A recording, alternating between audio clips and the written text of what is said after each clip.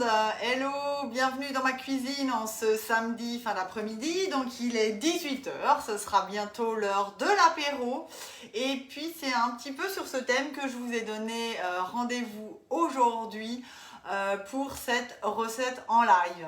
On va travailler avec deux empreintes du coup parce que j'ai prévu deux apéros tant qu'à faire. Ça vaudra le coup parce que nous on a aussi prévu de faire un apéro en terrasse, le temps s'y prête. Donc vous êtes peut-être encore dehors, vous avez profité du jardin. Mais en tout cas, vous savez aussi très bien que vous pouvez revoir en live, en replay par exemple, toutes les vidéos sur ma chaîne YouTube. Donc on va travailler avec un inconditionnel, un classique qui est le moule tablette, qui est vraiment pour moi un must-have de la collection parce qu'évidemment vous allez avoir des parts bien définies. On peut travailler les coques en chocolat, on va pouvoir faire du brownies, un gratin de pâte. Et donc là je vous prépare un cake au chorizo et ce qui est sympa c'est qu'on va pouvoir le portionner encore chaque cube en triangle, c'est hyper pratique. Donc là j'ai sorti mon échelle pâtissière, vous voyez c'est vraiment pratique. J'ai préparé mon moule, je le rince, je le pose sur la plaque à alu et hop je glisse sur mon échelle pâtissière qui a donc 3 niveaux. Donc vous pouvez aussi rentrer, sortir du four sans avoir à vous poser la question où est-ce que je vais poser mon plat chaud. On continuera avec une recette hyper sympa aussi dans les petits fours cette fois-ci. Donc on est dans une forme individuelle avec le moule tablette. On est dans des formes individuelles. Donc ça c'est une empreinte on dit avec 48 formes individuelles. Les petits fours c'est d'ailleurs la plus petite forme dans le catalogue que nous avons. Donc pour faire aussi des petites coques en chocolat, des bouchées salées, sucrées, des financiers. En fait c'est vrai qu'elle est vraiment pratique. Et là je vais vous faire des crêpes soufflées. Pourquoi? Parce que, ça me permettra d'utiliser tout le chorizo, parce que j'ai pris un entier, évidemment, il m'en faut une partie pour dans mon moule tablette, mais le reste, je vais l'utiliser dans mes crêpes soufflées. Deux, ça me permet aussi d'amortir mon four, parce que ces deux recettes sont à 200 degrés. Donc, on va tout de suite allumer le four à 200 degrés, en chaleur tournante. Vérifiez qu'il n'y a rien dans le four, parce que ça peut aussi arriver. Donc voilà, tout ça est prêt sur mon échelle pâtissière que je pousse maintenant un peu de côté, donc hyper pratique. Allez, on commence tout de suite avec notre cake au chorizo. Et là, du coup, je vous disais, on a besoin d'un chorizo entier. Alors, j'ai prélevé 16 rondelles. Évidemment, j'épluche. Et le reste, je vais l'émincer. Et là, je vous remontre la planche à découper en bambou qui est super pratique. Elle est vraiment bien grande, 45 cm. Et avec ces deux tiroirs, je vous rappelle, pour mettre les déchets et autres. Hello tout le monde, j'espère que vous allez bien, que vous avez passé une bonne journée, qu'au travail c'était pas trop le stress et que vous avez profité de cette belle journée finalement. On a eu de la chance, on est passé en tête-goutte. Donc là j'épluche mon chorizo parce qu'évidemment j'enlève la peau. Donc vous voyez avec les tiroirs ce qui est bien c'est que je peux mettre les chutes d'un côté et après je vais en une fois soit à mon seau à compost ou à la poubelle. Donc c'est vrai que c'est pratique, pas besoin de ressortir une assiette, un autre récipient. On a toujours tout sous la main. Donc une idée aussi sympa pour la fête des mères, n'hésitez pas. Elle est disponible aussi sur la boutique en ligne, livraison en 3 jours avec TNT. Donc c'est encore le moment. Moi par contre j'ai fait mes dernières commandes. Donc si c'est pas urgent, bien sûr je peux vous la prendre aussi. Donc là je coupe mon chorizo en deux dans le sens de la longueur. Et maintenant je vais encore faire des petits morceaux, donc je fais des entailles environ 3-4 par morceau et je vais vraiment émincer des petits bouts pour pouvoir les intégrer dans notre pâte à cake. Donc là je fais volontairement tout à la main vraiment pour vous montrer que c'est aussi possible.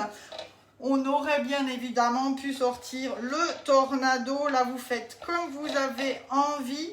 Mais on a vraiment la possibilité de faire des morceaux beaucoup plus réguliers, je dirais, et vraiment des petits cubes. Donc ça prend un tout petit peu plus de temps, mais j'avais aussi envie de vous montrer comment ça se passe sur la la planche et vous voyez, hop, ce qui est prêt, je peux le pousser maintenant dans mon tiroir. Donc je vous rappelle que ces tiroirs sont en inox, donc c'est hyper hygiénique, facile à nettoyer. Il résiste aussi à la chaleur, donc vous pouvez les mettre dans votre four. Si vous avez justement après les crêpes soufflées, on les démoule, je peux les reposer là-dedans et les laisser un peu dans le four éteint le temps de passer vraiment à l'apéro. Donc préparez les bulles ou la bière, mettez tout ça au frais, comme ça vous allez avoir tous les ingrédients pour un apéro sympa ce soir. Et puis de préférence sur la terrasse, si vous avez encore un coin de soleil. Et la vie est belle, non? On va pas se mentir, il y a pire comme situation. Voilà.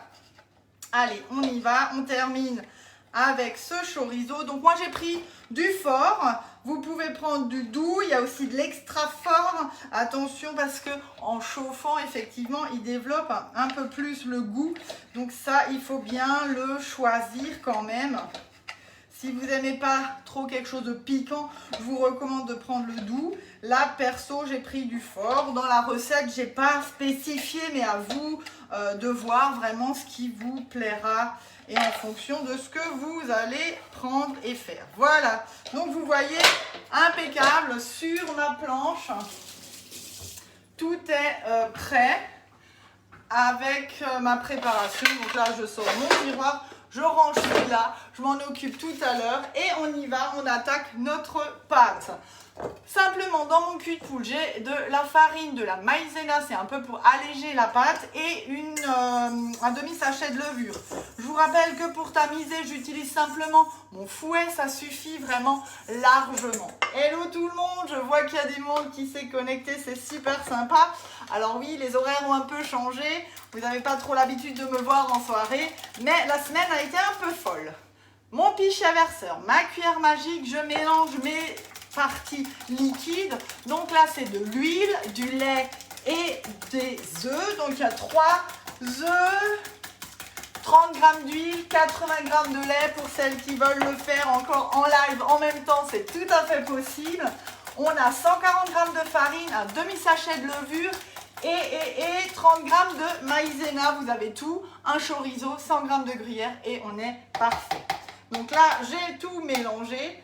J'ai plus qu'à verser la partie liquide sur ma partie solide. Et là, vous voyez quel confort. Avec le bec verseur, c'est hyper pratique. Et surtout, avec le support cul de poule que j'ai en dessous, j'ai vraiment une bonne stabilité de mon cul de poule. Donc ça, c'est vraiment juste génial. Et là, je mélange avec mon fouet jusqu'à obtention d'une pâte homogène. Voilà. Donc c'est hyper rapide. Un jeu d'enfant, comme dirait mon fils. Allez, un peu d'huile de coude. Voilà, j'enlève. Et là, je passe à la spatule. C'est quand même plus pratique avec une spatule, soit la double embout, soit la spatule haute température que j'aime bien aussi quand on fait des cakes. Hein, celle-ci avec le manche fin, mais la partie vraiment plus large. Et là, j'intègre en fait mon gruyère et mes morceaux de chorizo que nous venons donc d'émincer ensemble. Et là, hop, simplement, je soulève le tout et je travaille pas trop, comme ça, ça tombera pas trop au fond. Si vous voulez pas que les morceaux de chorizo tombent vraiment au fond, vous allez d'abord les mettre dans un peu de farine, vous les mélangez ensemble et ensuite vous les ajoutez à votre préparation. On continue. Je prends donc mon moule, je vais faire de la place parce que vous voyez rien. Je l'ai posé sur ma plaque à lui. Et donc là, j'ai mes 14 carrés. J'ai donc pris 14 tranches de chorizo. Alors, je vais en faire 8 et 8, non, on en a 16, pardon. Je vais en faire 8 avec des rondelles en entier. Et je vais en faire 8 où je vais justement couper mon chorizo encore une fois en deux. Et vraiment le poser dans les coins. Pourquoi? Comme ça, ces morceaux, je vais pouvoir bien les couper en triangle tout à l'heure et pouvoir les monter sur une brochette apéro avec une bille de mozza, une tomate cerise, une olive. En fait, après, vous pouvez vraiment jouer avec une déco super sympa sur votre brochette apéro avec un demi-cube, parce que le cube entier, ce serait vraiment beaucoup trop gros. Hein. Voilà. Et alors, en coupant ces tranches en deux, l'avantage, c'est que j'ai déjà le bon endroit pour couper dedans tout à l'heure et je ne vais pas m'accrocher en coupant dans la rondelle de chorizo qui est au-dessus. Hein. Donc voilà un petit truc encore à retenir quand vous voulez faire des petites portions avec une empreinte unitaire comme le moule tablette. Voilà. Je vous montre. Allez, donc ce côté, c'est les côtés coupés. Ça, c'est les rondelles entières. Et maintenant, zou, je verse simplement le tout dessus et je vais égaliser ma pâte et on est parti pour 20 à 25 minutes à 200 degrés en chaleur tournante, hein, comme je vous l'ai expliqué au début. Alors pour celles qui viennent de venir, nous sommes en train de réaliser un cake au chorizo vraiment express. Je prends ma spatule et je répartis délicatement ma pâte pour pas justement faire bouger les rondelles de chorizo, ça c'est important. Je vais partout, j'égalise uniformément, je la nettoie et je la garde à côté de moi parce que vous allez vous en servir à la fin de la cuisson. Je vous rappelle, prenez vraiment la spatule coudée pour piquer et vérifier la cuisson. Vous n'allez pas endommager votre moule parce que comme il y a ce côté arrondi, clac, j'y vais. La pointe, enfin la partie ressort sèche. Votre cake est cuit. Voilà. Donc vous voyez, c'est vraiment super rapide. Dans un super moule et c'est une super journée. Voilà, j'y vais, on y met, allez, on est parti. Je mets le minuteur à 25 minutes en chaleur tournante, il est chaud, c'est parfait. Et je vais attaquer du coup les crêpes soufflées. Et on commence aussi dans cet ordre-là parce que les crêpes soufflées, il n'y a que 15 minutes de cuisson. Donc vous voyez, on a le temps de voir venir comme dirait l'autre. Donc j'ai rincé mon moule, je l'ai posé sur la plaque à alu. Là c'est hyper important parce qu'on va mettre une pâte liquide et du coup je reprends mon pichet verseur et j'ai donc là que des œufs, du lait, je mélange le tout ensemble avec du sel et du poivre, comme ça on a vraiment ce qu'il faut, c'est assaisonné. Du coup, je ne vais pas éternuer avec vous parce que j'ai mis le poivre tout à l'heure. Voilà. Hop. Donc, c'est vraiment une base de pâte à crêpes salée. Et là, donc, j'ai du chorizo émincé, un peu d'allumettes de jambon, mais vous pourriez prendre des allumettes de lardon, vous pouvez mettre des morceaux de poulet, vous pouvez mettre un peu de thon au fond. Donc ça, c'est vraiment vous qui décidez ce que vous allez mettre. Je vous recommande juste, avec votre ciseau de cuisine, de recouper un petit peu ces morceaux émincés pour qu'ils rentrent vraiment bien dans chaque empreinte. Et là, du coup, je vais faire moitié-moitié, une partie au jambon, une partie au chorizo. Coucou, super tes recettes, bon week-end, merci.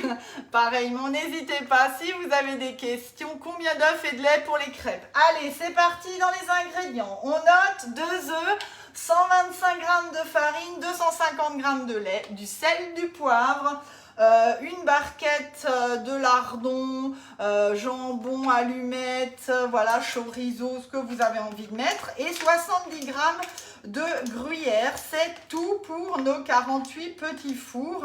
Je vous envoie vraiment la recette très vite dès qu'on a fini notre live ensemble pour que vous ayez encore tout ce soir, et comme ça ce sera le temps que la cuisson se fasse. C'est parfait pour moi. Voilà. Allez, on y va, on émince tout ça. Et je vais faire pareil avec le gruyère tout à l'heure, comme ça, effectivement, je peux vraiment bien répartir dans chaque empreinte. Allez, 1, 2, 3, 4, on y va. Donc là, on laisse faire même les enfants, ils adorent ça. Et si vous voulez faire des crêpes soufflées version sucrée, du coup, vous rajoutez juste un tout petit peu de sucre, environ 30 grammes. Et vous allez mettre des pépites de chocolat, des pralines roses, des fruits que vous allez émincer en petits morceaux. Bananes, des morceaux de pommes, voilà. C'est super sympa aussi comme idée pour le goûter. On prend son chorizo et on y va. Et je répartis donc mes morceaux dans chacune de mes empreintes. Donc les petits fours, je vous les montrerai encore un petit peu parce que c'est vrai que c'est une forme qui est sympa. On en a beaucoup d'un coup. Alors le cake au chorizo pourrait très bien se faire tout de suite en petites boules. C'est tout à fait possible, hein. Aussi, moi j'aime bien faire le cake au saumon de cette façon-là, et après des financiers salés, sucrés, des petites coques en chocolat avec maintenant une chantilly et une fraise. Voilà, c'est vraiment quelque chose de très sympa, les petits fours aussi. On a vraiment ce côté arrondi qui est bien. Alors là, je répartis le tout, hein, même si mes bouchées sont un peu XL, mais vous me connaissez, hein, je suis un peu Madame Plus aussi. Voilà, je ne vais pas laisser 20 grammes de chorizo émincé, ce serait vraiment trop bête. Et là, j'oublie pas de rajouter la farine parce qu'à force de parler, j'ai presque oublié. Donc on va la mettre en plusieurs fois. Hop, et je mélange pour vraiment bien amalgamer ma farine dans mon pichet verseur. Et là, vous allez voir, pour cette forme, c'est vraiment hyper sympa de le mettre là dans le pichet verseur pour remplir les empreintes. C'est ultra pratique. Pas besoin de petites cuillères et de pas savoir combien je dois mettre, une louche ou autre. On a vraiment ce côté hyper pratique avec le pichet verseur. Allez, j'émulsionne le tout à la cuillère magique. Là, je reste avec. Et ce qui est bien, justement, c'est qu'elle empêche tous les grumeaux. Donc, on peut vraiment bien mélanger, bien fouetter. Il faut juste ramasser la préparation dans les bords, hein, autour des parois. Ça, c'est important. Voilà, hop.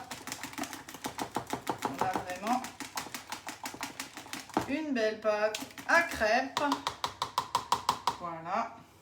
Et là, j'y vais et je vais donc répartir ma préparation dans chaque empreinte. On y va, vous êtes prêts? On fait simplement couler la préparation et on va répartir tout à l'heure avec ma cuillère magique le reste, ma spatule coudée, pardon. Et on terminera juste avec un peu de gruyère pour amener ce côté croustillant, croquant sur le dessus. Vous allez voir, ça va être vraiment super sympa. On retourne là où j'ai pas été trop généreuse. Voilà. Donc vous voyez, hein, ça se répartit quasiment tout seul. J'utilise ma plaque alu pour tapoter comme ça. J'ai vraiment une bonne répartition de la préparation. Allez. Hop. Donc là, On regarde bien lesquels on a un peu lésés. Voilà, et ben mon pichet est vide.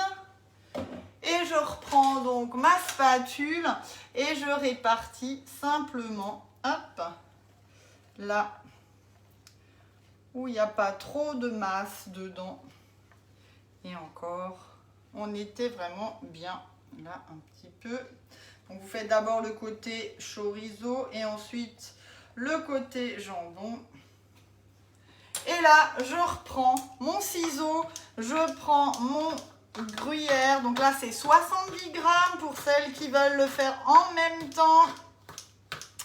Et on verse, enfin on met un tout petit peu de ce fromage bien recoupé en fines tranches sur le dessus pour amener vraiment ce côté grillé, croustillant. Et vous allez voir dans votre moule, vous allez vraiment avoir une boule, elle va souffler, elle va sortir de l'empreinte. Donc c'est hyper important de le faire dans cette forme, les petits fours ou en plus grand un peu peut-être les mini muffins.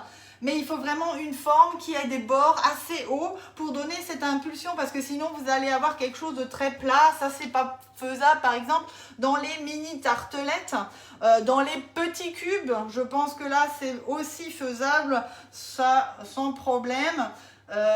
Et après en grand, si vraiment vous voulez vraiment faire des grandes crêpes soufflées, dans les briochettes, les muffins, voilà, des formes vraiment très grandes. En plat, c'est tout à fait possible aussi. Et on est parti là pour le coup 15 minutes à 200 degrés. Donc mon four est chaud de toute façon, puisque j'ai déjà mon cake au chorizo qui est en train de chauffer, de cuire même. Vous n'êtes pas obligé, enfin c'est pas gênant d'ouvrir le four, hein. Vous allez pouvoir le mettre à l'intérieur cette plaque. Et après en fait pour servir, je vous recommande vraiment de même les laisser dans ces empreintes et de sortir autant de cure-dents que vous avez de convives. Et en fait, chacun va venir piquer sa crêpe. Alors, ça se mange instantanément, hein. Il ne faudra pas attendre 2 heures. En fait, ça ne se fait pas trop en avance, effectivement. Quitte à laisser la plaque maintenant comme ça, telle qu'elle. Et vous allez la placer au frigo et l'enfourner au moment où vos convives arrivent. Le temps de servir et de préparer les mojitos ou les apérols, je ne sais pas. Et du coup, ces 15 minutes de cuisson, ce sera vraiment impec, ce sera vraiment frais. Donc voilà, ça c'est prêt. Et là, je vais donc dans mon four à 200 degrés. Hop. Et il reste 16 minutes pour mon cake. On est dans le timing, c'est juste parfait. Donc vous voyez, vous pouvez vraiment jouer et préparer en même temps ces 2 recettes en la préparant d'abord le cake, ensuite les crêpes soufflées et vous avez vos 2 apéros qui sont prêts dans 15 minutes. On a un peu d'avance, normalement c'est 19 h, mais on laissera refroidir le cake quand même. Je démoulerai les petites crêpes, je vous ferai évidemment des photos. Moi, je vous dis belle soirée, passez un très bon week-end prolongé, profitez bien de votre famille, prenez soin de vous. On se donne rendez-vous la semaine prochaine. Ce sera ma dernière semaine des lives, enfin 3 lives dans la semaine parce que les ateliers reprennent en physique et c'est génial, je vous adore, c'est vraiment super sympa de vous retrouver en vrai et de pouvoir vous faire goûter parce que je sais que vous êtes aussi frustrés quand je fais mes lives. Voilà, mais je garderai un rendez-vous par semaine. Mais la semaine prochaine, devinez quoi? On prépare le dessert pour la fête des mères qu'on fera par étapes parce qu'il faudra la congélation. On fera quelque chose de sympa ensemble pour que dimanche, vous ayez un super dessert de fête des mères. Du moins, je l'espère. En tout cas, merci pour votre fidélité. Moi, je vous dis à la semaine prochaine. Et puis, bon apéro. Bisous, bisous.